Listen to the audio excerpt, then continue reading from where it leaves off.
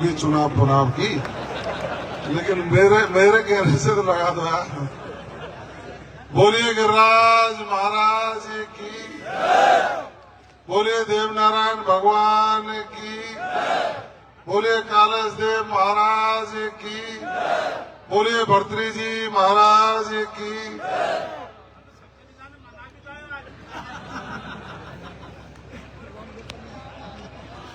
आज के सामाजिक कार्यक्रम की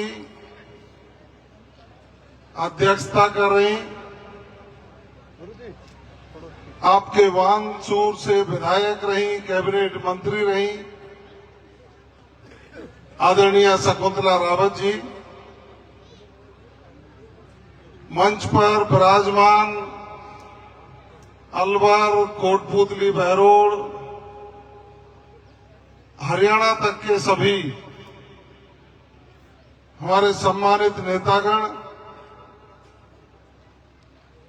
इस कार्यक्रम के संयोजक आयोजक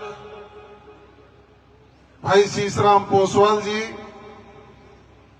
मंच के समक्ष विराजमान आसपास के गांवों से और शीशराम जी की रिश्तेदारियों से भी पधारे मेरे पितातुल बुजुर्गों, नौजवान साथियों, सती और सावित्री जैसी मेरी माताएं, बहनें, आप सबको मेरी ओर से इस पवित्र आयोजन की ढेर सारी शुभकामनाएं, आपको बहुत बहुत बधाई।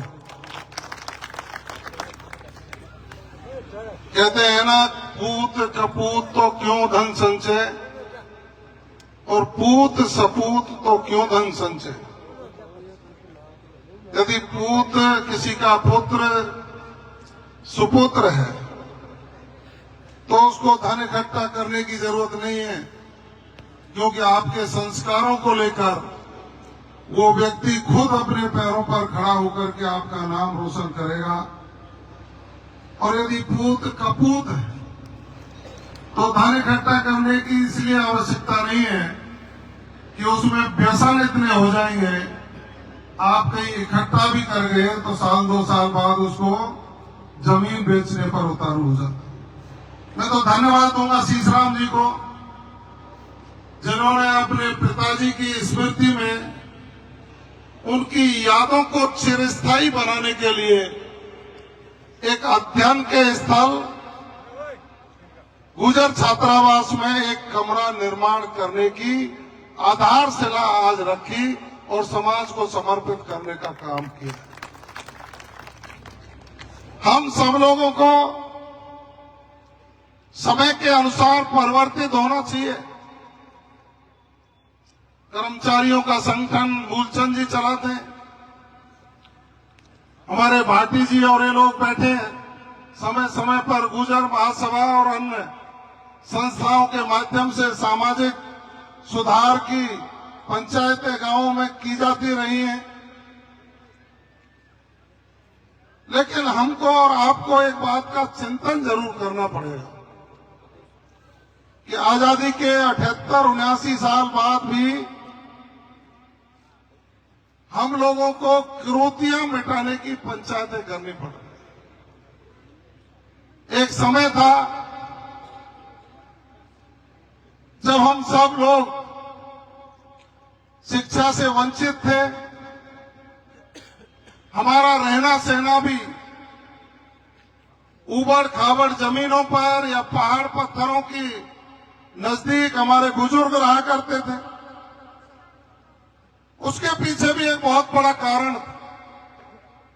विदेशी आक्रांताओं से जब लड़ाई लड़ी तो गुरिल्ला पद्धति के युद्ध से हमारे लोगों ने उस लड़ाई को लड़ा था। गुरिल्ला पद्धति होती है कि सामने वाले के हथियारों को उठा करके उस पर ही चला दिया जाए। और विदेशी आक्रांता चाहे मुगल हो, चाहे अंग्रेज हो, सबका निशाना आपकी कौम के ऊपर रहा कि लड़ाकू और वीर कौम के लोग उनकी सेनाओं को परास्त करने का काम करते हैं। भौगोलिक परिस्थितियां विषम, लेकिन अब जमाना बदला है।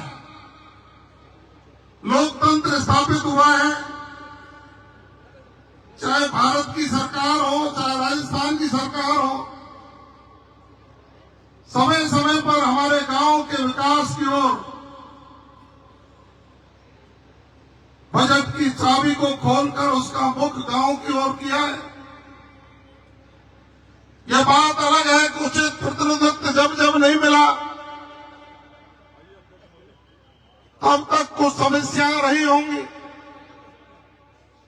मैं माननीय महासिंह जी को, जो भारतीय जनता पार्टी के जिलाध्यक्ष हैं, आप ताली बजा करके उनका स्वागत करेंगे। अभी नवनियुक्त जिलाध्यक्ष बने हैं, आप मंच पर पधारें और उनका स्वागत भी करें साफा और माला पहनाकर। लेकिन जब भी मौका मिलता है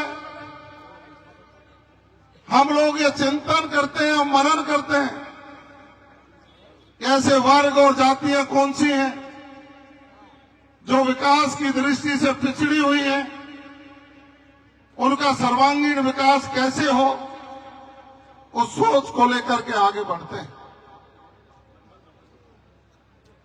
मैं तो धन्य हूं, आप सब लोगों का आभार व्यक्त करूंगा कि जब मेरे पास फोन गया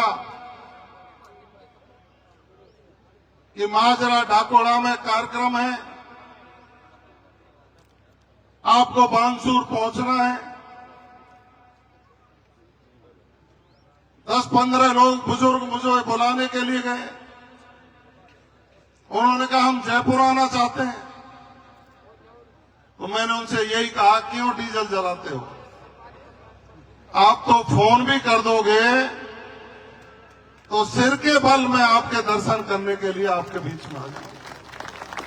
दाताराम जी हमारी सीकर की जिला प्रमुख के पतिदेव हैं, पूर्व के मल्ली देवी।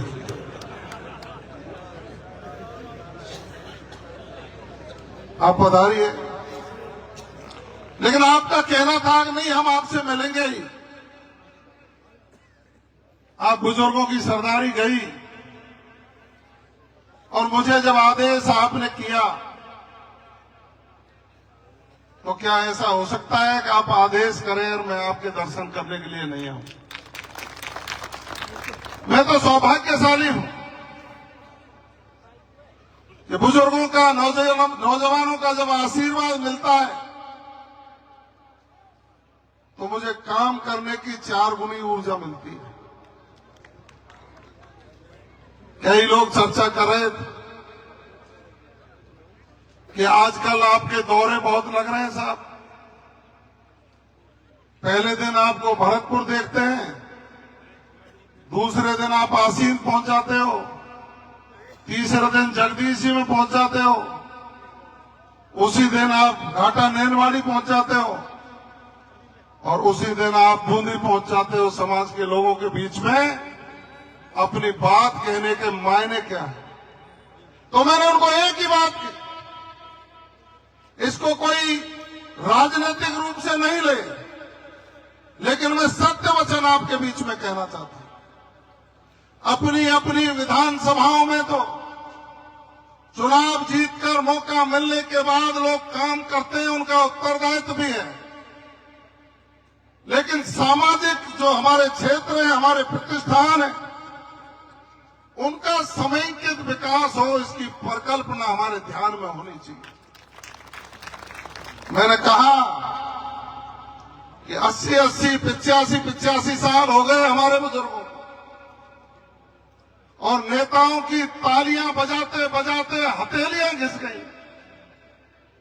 लेकिन मेरे सामने मंच पे कोई बहस करने आ जाए, हमारे धार्मिक स्थलों का उत्थान करने के लिए किसी भी व्यक्ति ने बड़े से बड़ा बन रहा हो, एक ईंट नहीं लगाई और आज वो मुंह बाए खड़े।